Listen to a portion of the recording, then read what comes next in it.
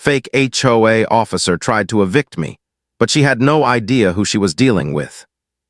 It started with a sound most people wouldn't notice. A faint creak of a gate swinging shut on a warm Tuesday morning carried through the open upstairs window of my home office. I'd been lost in paperwork, coffee cooling beside my keyboard when the noise cut through the quiet. It wasn't unusual for delivery drivers to use that gate, but something in the timing, it didn't feel right. Then came the voices, not my wife, not any neighbor I knew, sharp, clipped, confident tones drifting up from the kitchen inside my house. My gut clenched instantly. This wasn't a salesman knocking politely. This was someone who thought they belonged where they didn't. I moved silently to the top of the stairs, socks brushing against wood polished by years of use. From the shadows, I saw her. A woman mid-40s maybe, hair cut in a sharp bob that gleamed like she'd stepped out of a salon that morning. Business jacket, pressed slacks, clipboard in hand. She moved through our kitchen like a realtor staging an open house, except the house was mine. She was snapping pictures of appliances, bending low to check outlets, scribbling notes like she had every right to be there. My first thought wasn't fear, it was cold recognition. I'd seen this kind of behavior before in another life, the calm efficiency of someone who had rehearsed this dozens of times. She wasn't improvising. She was running a play.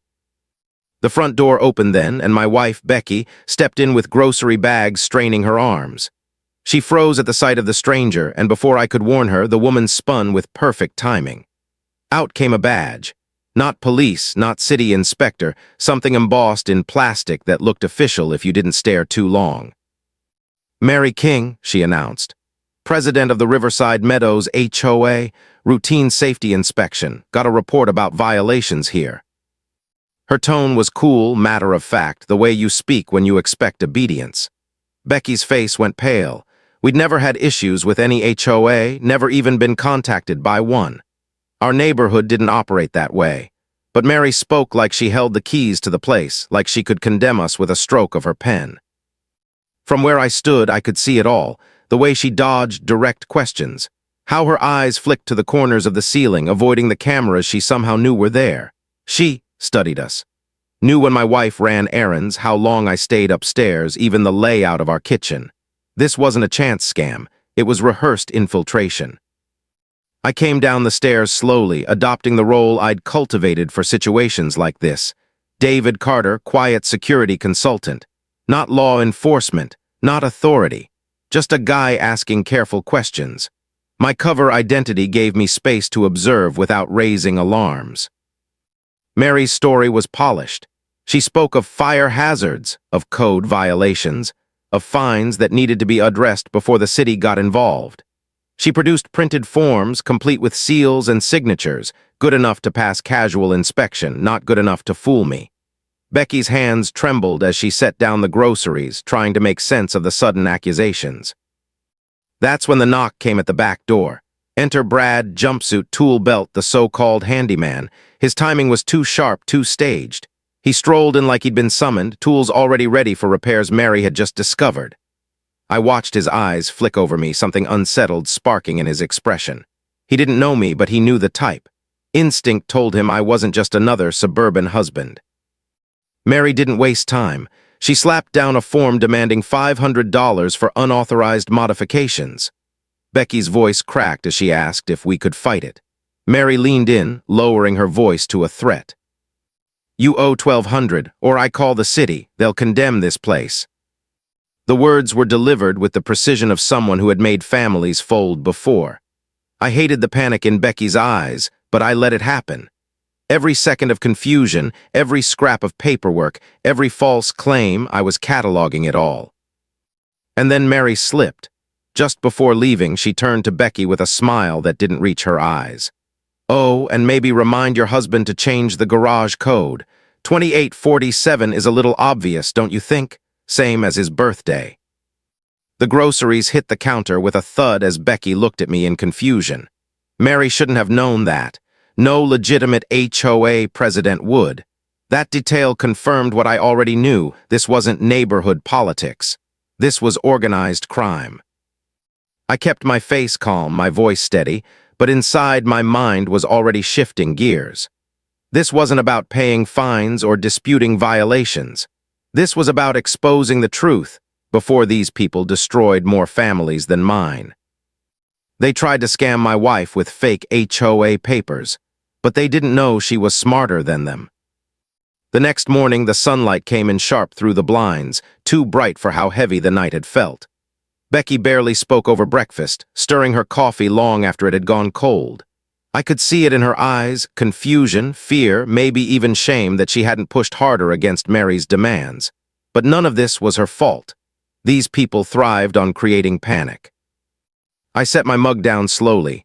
"Don't let it get to you," I told her. "Sometimes people like that, they're just fishing."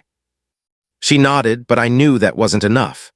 Becky had always been the kind of woman who needed clarity, who hated loose ends. She wasn't going to sit around waiting for another knock on the door. And sure enough, by mid-morning, she grabbed her notebook and a light jacket, announcing she was going for a walk around the neighborhood. "Maybe I'll ask a few people," she said. "See if anyone else knows about this HOA." I let her go, part of me proud, part of me worried. Her instincts were right. Neighbors talk. Patterns reveal themselves. What she didn't know was that every answer she got would only confirm how deep this ran. From the window, I watched her cross the street, notebook clutched in her hands like armor. The sound of a distant lawn mower droned in the air. Kids' laughter echoed from a few houses down. Ordinary sights, ordinary sounds. But Becky's footsteps had a new weight to them. She started with Mrs., a retired teacher who always had a kind word and a plate of cookies for the kids on Halloween. I couldn't hear the words, but I saw the way Mrs.'s face tightened, her lips pressing thin. Then she disappeared inside and came back holding a crumpled yellow slip of paper. Becky scribbled furiously in her notebook.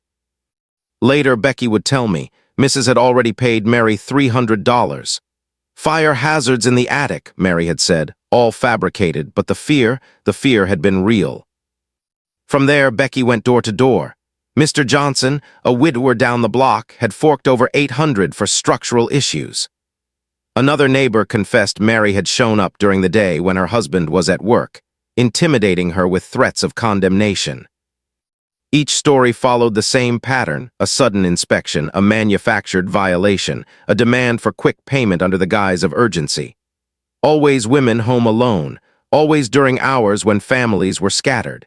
It wasn't sloppy opportunism, it was precise, calculated.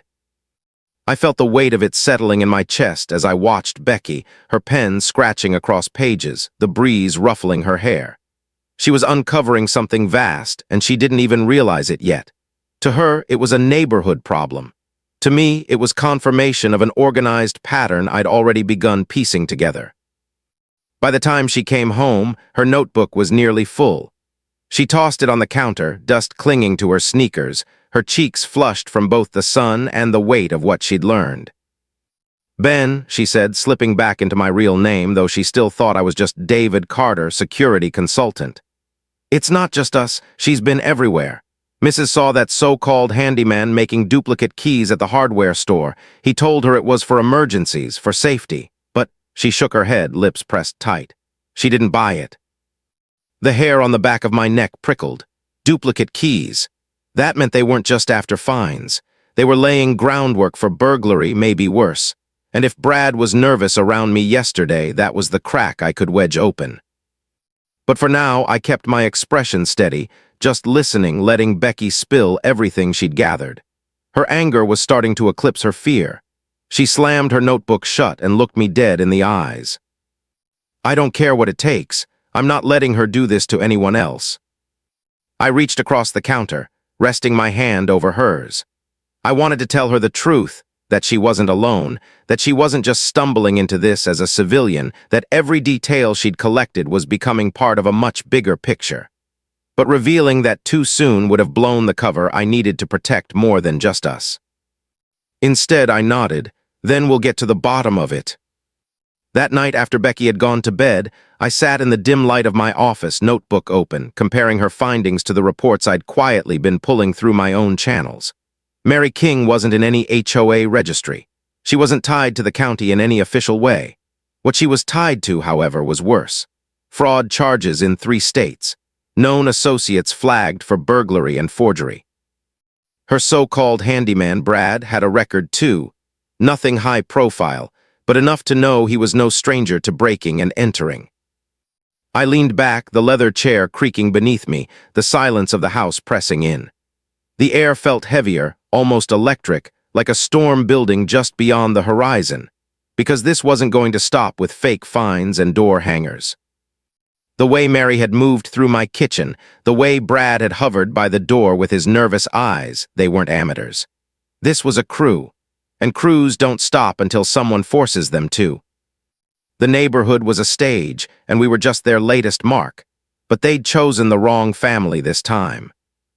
They sent fake city officials to my house, but their biggest mistake was letting me watch too closely. 2 days later, the papers started showing up.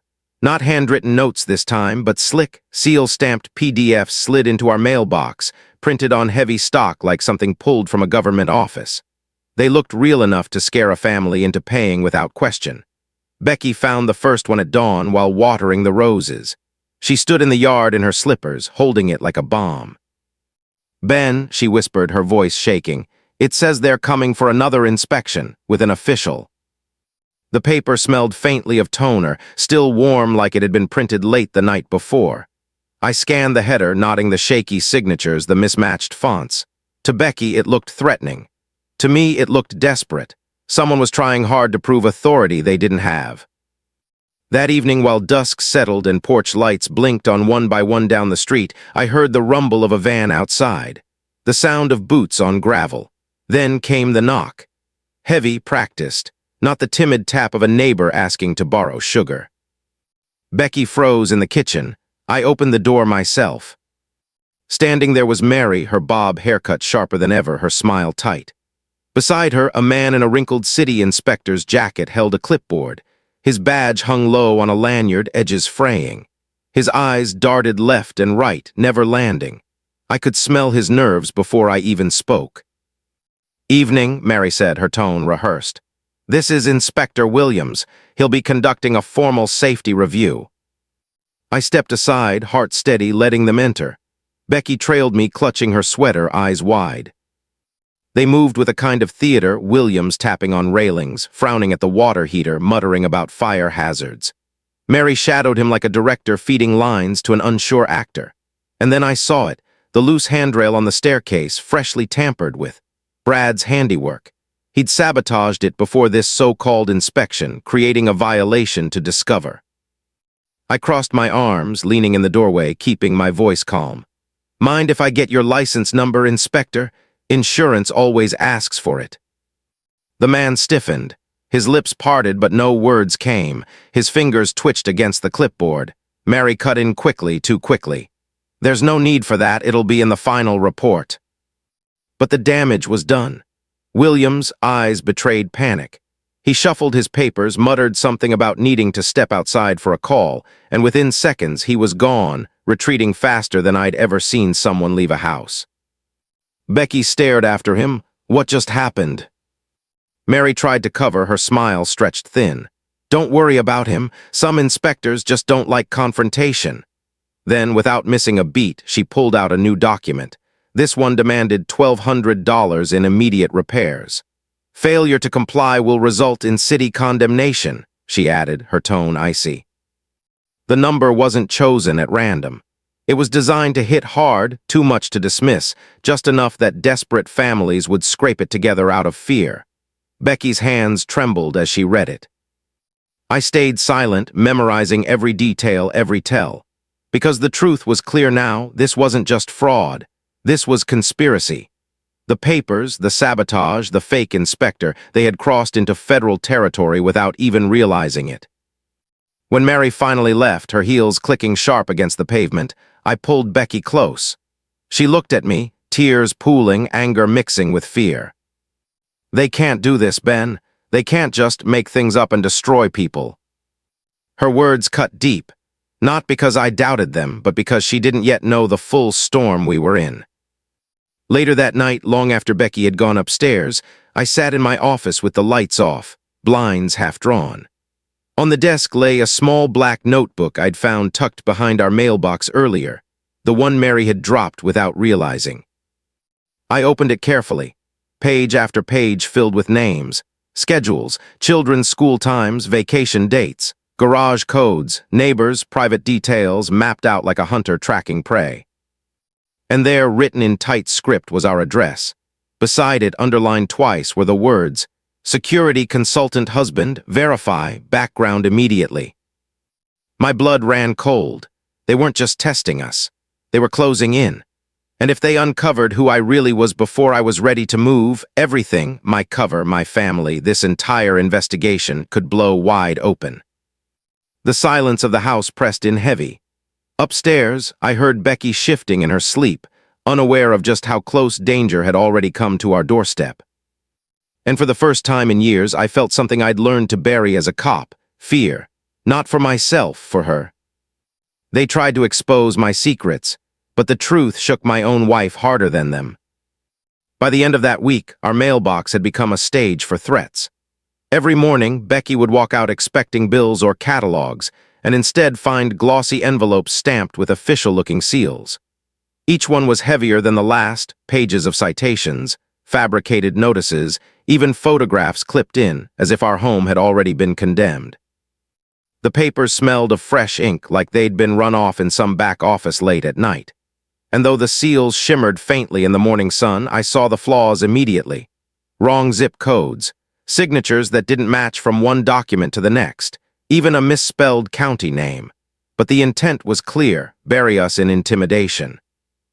Becky laid them out across the kitchen table, her face pale, fingers trembling as she flipped through the stack. "Ben, they look so real. What if the neighbors see this? What if?" I touched her arm gently. "They're not real, they're theater." But the damage was done. The doubt in her eyes wasn't just about the papers. It was about me. Because somewhere along the way, she had started noticing details she couldn't explain. Like the business cards I'd left in my desk drawer, some with David Carter, some with a different signature altogether. Like the equipment she'd found while tidying. Small sealed evidence bags, a handheld scanner no normal security consultant would own, a radio that didn't pick up local stations but buzzed with coded chatter late at night. That evening she cornered me in the hallway, the papers still clutched in her hand. Her voice was low, sharp. "Ben, or David, or whoever you are, what aren't you telling me?" Her eyes burned into mine, and for the first time in years I felt the line blur between protecting her and betraying her trust. I swallowed, searching for the right words, but before I could answer, the phone rang. Mary again, her voice slick, confident.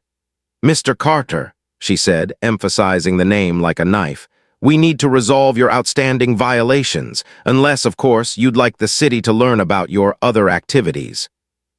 She knew, or at least she thought she did. My stomach tightened. Somewhere, somehow, she'd learned enough to sense that I wasn't the man I pretended to be. I kept my tone calm. "If you've got something, bring it. I'd be happy to clear this up." Her laugh was sharp. "Careful, Mr. Carter, we both know you're not who you say you are." Then she hung up. The silence afterward was heavy. Becky stood in the doorway, her face stricken, hands shaking. "What does she mean?" she whispered. "What is she talking about?" I wanted to tell her everything, that I wasn't just a consultant, that I hadn't left law enforcement the way she believed, that I was still working cases that reached far beyond our neighborhood. But the truth was a weapon, and if I handed it over now, it could cut us both. So I gave her half a truth, the only one I could risk. "I've been keeping an eye on them, that's all. I've seen scams like this before. I didn't want to worry you until I knew for sure." Her expression flickered, hurt, doubt, love, all tangled together. She didn't press further, but the space between us had shifted. Later that night, as I sifted through the fake documents under the glow of my desk lamp, I realized Mary's operation was slipping. She was getting careless. Becky had scooped up one of the envelopes too quickly, smearing the ink on the signature. Another bore a seal so poorly embossed it left flakes of gold dust on her fingers. Under pressure, Mary was rushing, leaving trails even amateurs could trace. But then came the detail that froze me. Mrs., the neighbor Becky had spoken to days before, came by trembling. She'd seen Brad at the hardware store again. Only this time, he wasn't just making duplicate keys. He'd been overheard asking about breaker boxes, electrical supplies, Things no handyman needed unless he planned to make a house dangerous. The pattern clicked into place. They weren't content with fake finds anymore. They were preparing something far worse, a staged hazard, something that could cause real harm just to justify their lies. I closed my eyes, the weight of it pressing in. These weren't petty crooks anymore. They were escalating, desperate, and desperate criminals are the most dangerous kind.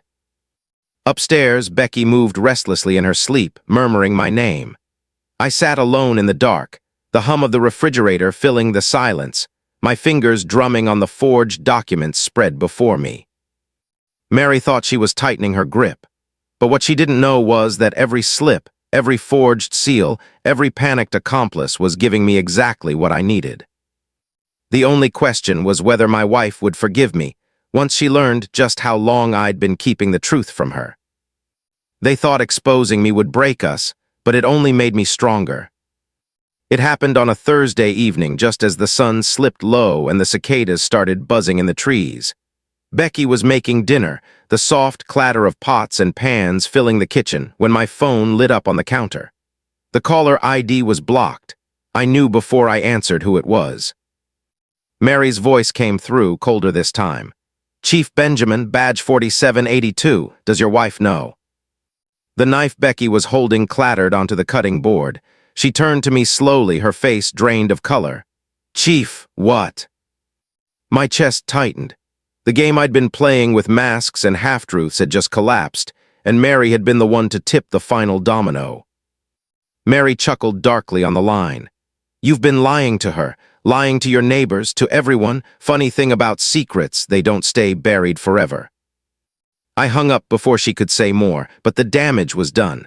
Becky's hands were trembling, her eyes wide, her voice barely above a whisper. You're still in law enforcement." The silence stretched between us, broken only by the faint hum of the refrigerator. I tried to steady my voice. "Becky, I wanted to protect you. This wasn't just HOA nonsense. It's bigger, organized fraud, burglary, people across the state." She cut me off, her voice sharp, raw. "You let me believe this was just neighborhood drama. You made me go door to door, talk to people, while you, She stopped, pressing a hand to her mouth. "You put me in the middle of an investigation, Ben, and you didn't tell me." Her words hit harder than any threat Mary had made, because she was right. Every time Becky had trembled at Mary's fake papers, every time she'd knocked on a neighbor's door, she'd been unknowingly helping me gather evidence. And I'd let her. I stepped closer, my voice low. "If I'd told you Mary would smelled it a mile away, your fear, your confusion, it was real. And that made her confident enough to slip, to expose herself." Becky shook her head, tears glinting in her eyes. "So what am I, Ben? Just cover, just a piece of the operation." I wanted to reach for her, but her shoulders stiffened, and she stepped back. The weight of it pressed in. Upstairs, tucked in a drawer, sat my evidence kits, my encrypted comms, the tools I'd sworn I'd only use when absolutely necessary. Becky had already found some of them. Now she understood why. That night, neither of us slept. She lay on her side of the bed, staring at the wall, her breathing uneven. I sat awake, phone in hand, scrolling through case files, listening to the faint buzz of the secure line. Every noise outside, the groan of a branch in the wind, the crunch of gravel as a car passed, felt amplified, threatening.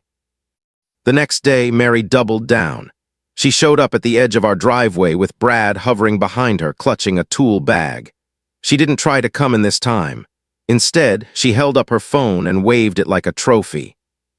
"Funny thing about small towns," she called, her voice dripping with triumph. "Secrets don't stay secret for long. How do you think your neighbors will feel knowing the man who's been watching them all this time is their police chief in disguise?"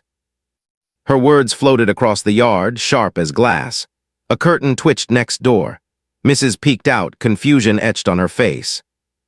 I kept my stance calm, hands at my sides, but inside my pulse thundered. Because Mary wasn't just trying to scare me anymore. She was trying to turn the neighborhood against me. Becky stood on the porch, arms folded tightly across her chest. She didn't say a word, but the look in her eyes told me the betrayal cut deep. Mary smirked, flipping through her phone.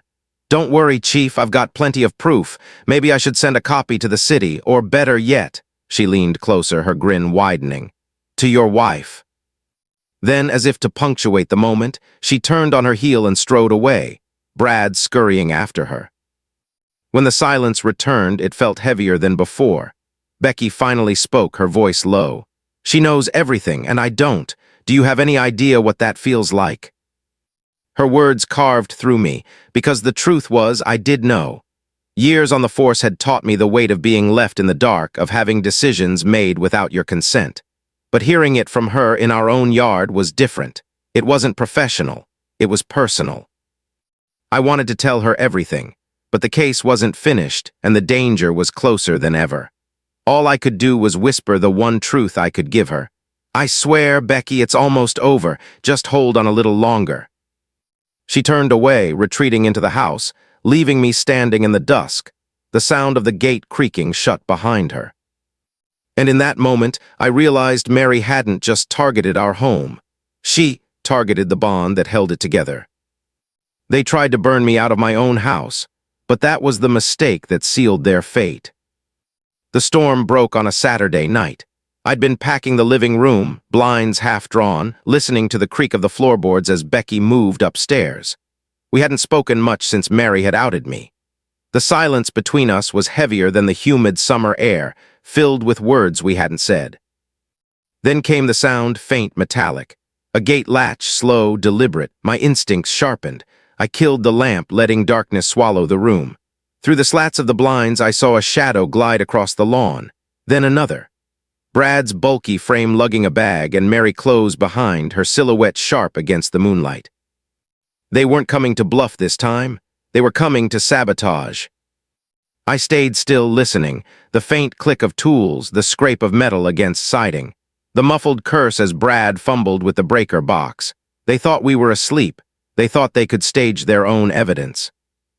When I cracked the back door an inch, the smell hit me sharp, acrid. Insulation burning, my pulse spiked. They weren't faking violations anymore. They were creating real hazards, planting them into the bones of my house. If they got their way, the place I'd raised my family in could gone up in flames. I slipped my phone out, thumb brushing the secure line, whispering into the receiver. "It's me. They're here. Breaker box, electrical sabotage. Time to move." "Copy that," came the reply, calm but clipped. From my vantage point, I watched Brad kneel at the side of the house, wires in hand, sweat glinting on his neck under the porch light. Mary stood over him like a conductor, her voice low, urgent. "Make it look sloppy, enough to scare, not enough to kill." But even in her control, there was a crack, a tremor in her tone, the edge of desperation. Then she pulled something from her bag, a duplicate key. Brad's earlier hardware store job finally put to use. My stomach turned. They weren't satisfied tampering outside. They planned to go in. I let them. Every step was captured by the hidden cameras I'd installed.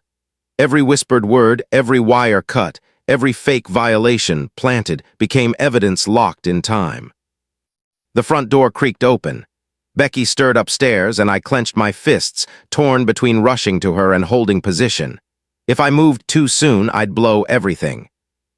Mary's heels clicked softly on the hardwood as she moved through the foyer. I could see her reflection in the hall mirror, that same sharp bob, that same air of control. But now, in the silence of my home, I could also see the fear behind her eyes. Brad trailed her, dropping electrical tape, muttering under his breath. His hands shook as he fumbled with the wires he'd tucked under the baseboard. "Keep moving," Mary hissed. "We'll be out in 5. But she was wrong. She wasn't walking out this time. I pressed the sequence on my phone. Outside, hidden deadbolts slid into place. Windows locked. The back gate latched with a heavy clunk that echoed through the night. Mary froze, eyes darting toward the sound. Brad straightened, his face paling. What was that? My voice carried from the shadows, steady, controlled. That was the sound of your plan ending. They spun, panic flashing across their faces. Mary lunged for the door, jamming her duplicate key into the lock, but it turned uselessly in her hand. Her confidence shattered, replaced by the raw realization that she was trapped. Her voice cracked as she pulled out her phone, dialing frantically. 911, I'm being held hostage. They've locked me in. I almost laughed at the absurdity. A criminal caught in the act, calling the police to save herself. But her words were perfect. Recorded, time-stamped, undeniable proof that she knew she was inside someone else's home, up to no good. Upstairs, Becky's footsteps hurried across the floor. "Ben, what's happening?" Her voice wavered between fear and fury. I wanted to answer, but the moment wasn't safe yet. My eyes stayed locked on Mary, who now clutched the phone like a lifeline. Brad had sunk against the wall, his breathing shallow, sweat pouring down his face. He wasn't cut out for this. He knew it. The distant wail of sirens broke the tension. Was on his way. Backup was closing in. Mary's eyes darted back to me, blazing with fury. "You set us up." I stepped from the shadows, calm, steady. "No, you set yourself up. I just made sure the world could see it." And as the sirens grew louder, the red and blue lights flashing against the walls, I knew the trap had finally sprung. But what I didn't know yet was how far Mary would go when she realized her empire had just crumbled inside my living room. They tried to arrest me in my own house, but she ended up cuffing herself instead. The flashing lights painted our living room walls in red and blue. Becky stood halfway down the stairs, frozen between fear and disbelief, clutching the banister like it was the only solid thing left in her world. Brad slumped near the baseboard, his tool bag spilled open, wires, tape, duplicate keys scattered across the floor like spilled guts. But Mary wasn't panicking the way I expected. She paced in front of the door, phone still in her hand, barking at the dispatcher. "Yes, I'm trapped. Yes, the homeowner is armed, he's impersonating. I'm the HOA president, I live here." Her voice cracked on the last words, shrill enough to make Becky flinch. The lie had gone from polished performance to raw desperation, and desperation makes people dangerous. I kept my stance calm, steady, hands visible at my sides. The cameras I'd set were already recording every second, her phone call, her tools, her voice. I didn't need to argue. All I had to do was let her unravel. The first cruiser screeched up outside. Through the window, I saw Officer step out, cautious, scanning, his hand hovering near his holster. He'd heard Mary's version first over the radio, a woman trapped, a supposed hostage situation. He didn't know yet that this was the trap closing. Mary seized the moment. She rushed to the front door as approached, slamming her palm against the glass, screaming, "Help me! He's keeping me prisoner. He's not who he says he is." Her voice was high, jagged, breaking with hysteria. But as flashlights swept across the porch, catching the bag of burglary tools at her feet, the cracks widened. Sighs flicked past her, landing on me. Recognition flashed. I gave the slightest nod. His hand dropped from his holster, he knew. Mary saw the shift and snapped. She spun, her face twisted in rage, her hair clinging to her forehead with sweat. "You think this is over? You think you can outplay me?" Her eyes darted to Svelte, and before he could react, she lunged. Her hand closed on his handcuffs. Time slowed. Becky gasped. Brad groaned from the floor. I moved forward, but Mary was already snapping the cuffs open, one wrist locked tight, the other swinging wild as she shrieked. "You're under arrest. You can't hold me here. I live here." She whipped around, trying to slap the dangling cuff onto me. I and the steel clanged against the doorframe. In her frenzy, she twisted, her arm jerking hard, and with a sickening clink, the free cuff locked around the brass handle of my front door. The room froze. Mary yanked, pulled, screamed, but the cuff held fast. She was tethered to the door like an animal caught in its own snare. Her phone fell from her hand, clattering to the floor, still on speaker. The dispatcher's voice crackled faintly. Ma'am, are you safe?" The irony was brutal. She wasn't safe, she wasn't free, and she had done it to herself. Her voice broke into a shriek. I live here." She pulled and twisted, the handle rattling in its socket, but the more she fought, the steel bit into her wrist. Moved in calmly, body camera blinking red, documenting everything. "Ma'am," he said evenly, "you're trespassing, and you just assaulted an officer." Her face went white. The fight drained out of her as the reality finally hit. She wasn't walking out with cash this time. She was walking out in custody. Becky's hand flew to her mouth. She whispered almost to herself. She handcuffed herself. I stood still, watching the scene unfold. Inside me, there was no triumph, no gloating, just the heavy thud of justice landing where it belonged. Retrieved the cuffs, securing Mary properly now, her wrists behind her back. She sagged against the doorframe, muttering curses under her breath. Brad, seeing his ringleader fall, finally broke. He put his hands up, voice cracking. "I'll talk. I'll tell you everything. Just don't let her drag me down with her." The night air felt sharp when opened the door. Neighbors stood outside in their pajamas, porch lights glowing, whispers rippling through the crowd. Mrs. clutched her robe tight, eyes wide. Mr. Johnson shook his head, disbelief etched across his face. And there was Mary, dragged out in front of them all, cuffed not by the police first, but by her own reckless hand. The cameras captured it. The neighbors saw it. And for the first time, the woman who had strutted from house to house with fake authority stood exposed for what she truly was, a fraud bound by her own lies.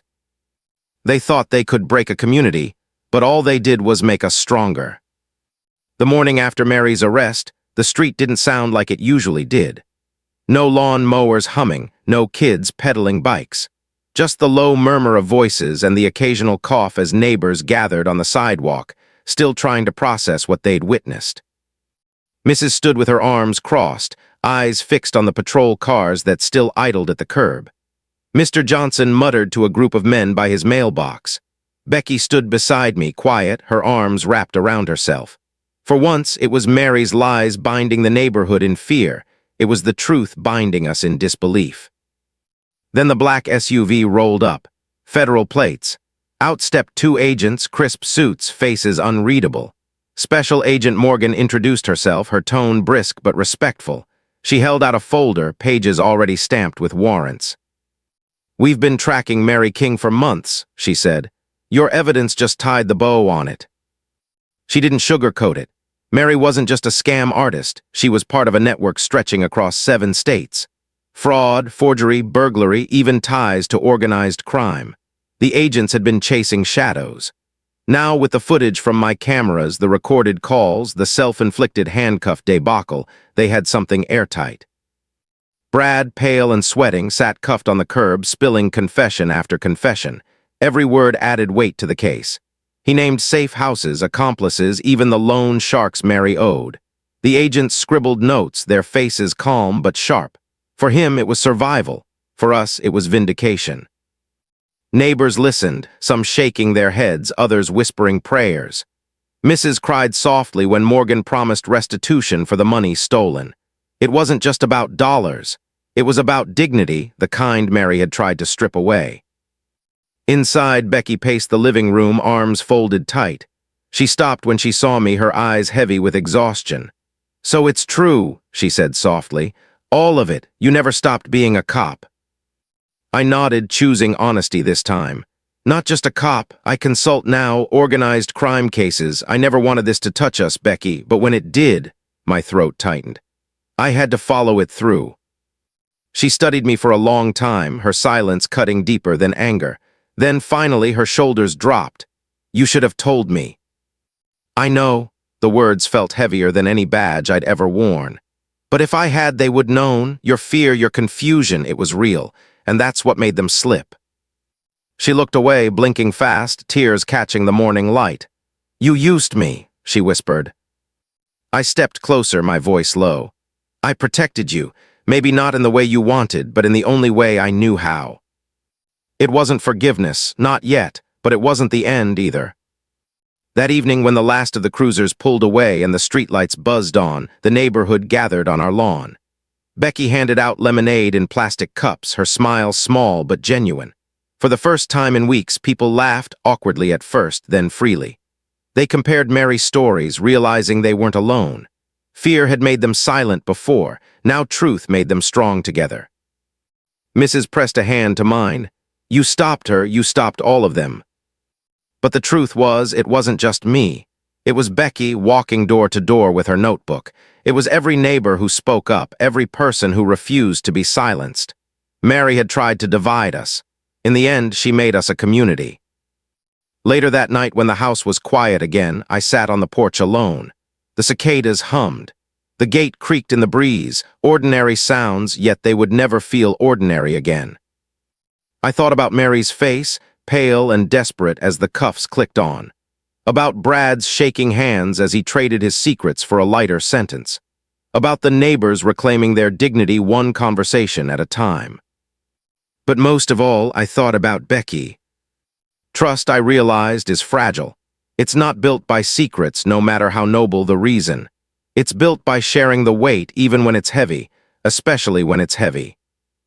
I knew we had miles to go before the scars of deception healed.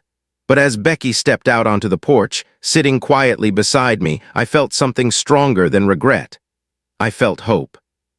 She didn't speak, she didn't need to. Her hand slid into mine, warm, hesitant, but there. And for the first time since this nightmare began, I let myself breathe. Sometimes justice doesn't come with flashing lights or courtrooms. Sometimes it comes with neighbors standing together on a lawn, with a wife finally sitting beside you after weeks of silence, with the sound of a gate creaking shut, not as a threat, but as a reminder.